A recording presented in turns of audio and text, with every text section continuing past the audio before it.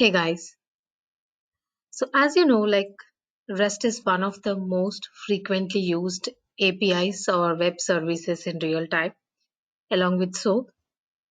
So today I would like to share my knowledge on REST API.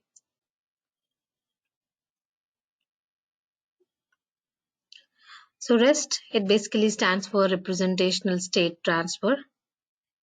It is an architectural pattern. So unlike your SOAP itself is a protocol which is used for transferring the messages between different systems or applications built on different platforms or different languages. Unlike that, the REST is an architectural pattern. So any web service which is designed as per the principles of REST, we can call it as a RESTful API or a RESTful web service.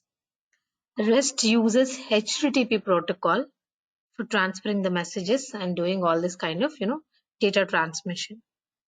So as it is using this HTTP protocol, it uses the HTTP methods get, put, post, patch, and delete, or you can even call them as verbs. Okay, get, put, post, patch, and delete. We'll talk about these methods in the next few minutes. So in REST, you have one method for each purpose. Unlike in SOAP, you define your own customized methods, and you write your own logic and doing all these things. But in REST, the methods are fixed. So you have only 5 methods and you have to go and use them. Then REST is specially designed to work with files, media, and any particular objects on other hardware device. Now let's see some differences between SOAP and REST. As I told you, SOAP is a protocol and it was designed a long time back before the REST came into the picture. And this was used only for exchanging of information, and SOAP always used XML for transmission of data. REST is an architectural pattern. It is synonymous to HTTP protocol. SOAP always deals with XML. It can't deal with anything else. Whereas REST, you can deal with XMLs, JSON, HTML, plain text. You can use different types of data like this. SOAP is very, very secure when compared to REST. So that's the reason you see most of the banking applications or other secured projects, they rely more on SOAP when compared to REST. So the reason being that SOAP can use WS security for transmission of data, which is not possible in REST. Why is it not possible in REST? Because REST uses HTTP, right? That itself is a very unsecure protocol. Okay, so that's the reason SOAP is more secure. Yeah. SOAP requires more bandwidth, or you can say, the reason behind that is like in SOAP you transfer XMLs. It requires a lot of, it has a lot of content and requires a lot of bandwidth for the transmission. So, in applications or in places where you have this bandwidth constraints, it's not suggested to go for SOAP. We go for REST because REST basically uses this JSON, which is very lightweight. So less bandwidth, you can transfer the data. SOAP cannot make use of REST, whereas REST can make use of SOAP. So vice versa is not possible.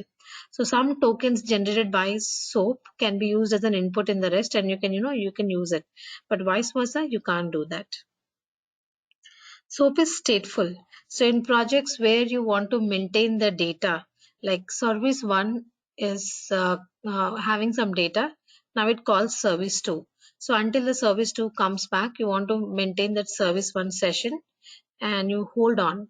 So that can be done in SOAP because it is stateful, whereas REST is stateless. It doesn't maintain the session details. So you can't go for REST in where you examples where you need a stateful things. And REST is faster than SOAP because REST is stateless, right? So it has its own independent methods. I know each method for its own processing has its own processing. So REST is comparatively faster. Now, based on your requirement, you can choose between SOAP and REST. Okay, so these are some of the differences between SOAP and REST.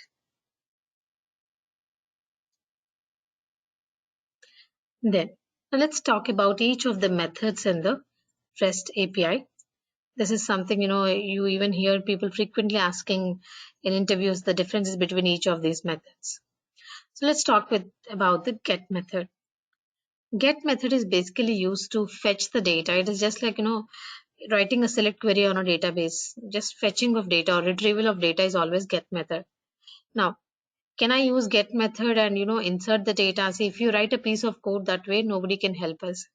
But the basic definition is get means to fetch the data, and you have to use it the same way. If you write some code inside to insert the data or delete the data, no, that's not expected. But system is not going to stop you from doing that, but that's not expected. Similarly, put is basically used for insertion or updating the data. Okay. So if you want to insert a new record or update an existing record, we go for put. Post, again, it is for inserting the data. Now, what is the difference between put insertion and post insertion? We'll talk about it. Patch, patch is basically again used to update the data. Again, what is the difference between update in patch and put? We'll talk about it in next few minutes. Delete, as the name itself indicates, it is just used to remove the data or delete the record. Okay. Now, get here is like put here is like insert or update, right? So in case of put, when you insert a new record, okay, the request URL and the response URL remains the same. So if you're inserting, suppose you're trying to update an employee with employee ID 100, okay, if the employee doesn't exist, maybe you're trying to create a new employee with the number 100. So in this case, you're passing the employee ID. So the request and the response URL remains the same. In the response URL, you will not get the employee ID because you have already passed it in the request. As the employee was not existing, a new record was inserted into the DB. Okay. Whereas in case of post, the employee is not existing and you're not even passing any employee ID there. You just send some data to create a new employee with that data. And in return, you get the employee ID. So here the request and the response URLs will not be the same. Okay. You will get some employee ID or something like that, a unique identifier in return. So that is the difference between put and post insertion. And coming to the update, input and patch. See, input, you're actually updating the whole record of data you try to update. In patch, it is like customized. Suppose I have 10 columns in the DB table. I only would like to update one column. So in my JSON, I only send that new new column data. I don't send the rest of the variables. Suppose I have 10 columns, I don't send all the 10 variables. I only send that one specific column which I'm planning to update. Whereas input, you have to push all the 10. Delete, it is just used to remove the data which we have spoken earlier. So these are the differences between this get, put, post, and patch, updates and insertions. Okay. And again, you might have heard people saying that put is idempotent and post is not idempotent. So what does that mean? Which means that put action can be repeatable. So if I say like employee name is equal to Nikhila, and if I call this put method 100 times, so 100 times you're updating the DB record with the employee name is equal to Nikhila. The output is same, right? First you said Nikhila, again you're saying Nikhila, it remains the same. Whereas in case of post, it is not idempotent because you're inserting new records. So first I inserted record for Nikhila. Again you're doing it. So second time another record gets inserted. Again you're doing it. Third record gets inserted. So put is idempotent because you do the same action n number of times, the result doesn't change. Post is happening like an incremental thing. I plus plus, you're incrementing something. So the n number of times you call it, n number of records get added and the output always changes. So post is not idempotent. Okay. Now when should I choose rest over SOAP? As I told you, first thing is like when you have a limited bandwidth, okay, you can go for rest. Especially when you're building some mobile apps, we prefer to go with rest because it's like limited bandwidth and it's lightweight, so the content gets quickly loaded in the device, so we prefer to go with rest services.